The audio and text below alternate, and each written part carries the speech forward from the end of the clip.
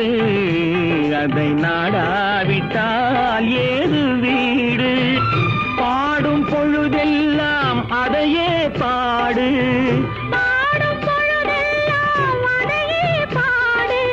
பாலைவனம் என்ற போதும் நம் நாடு, பாறை மலை கூட நம் எல்லை கோடு, ஆறு நிலம் பாய்ந்து விளையாடும் தோட்டம், வீர சமுதாயமே எங்கள் கூட்டம்.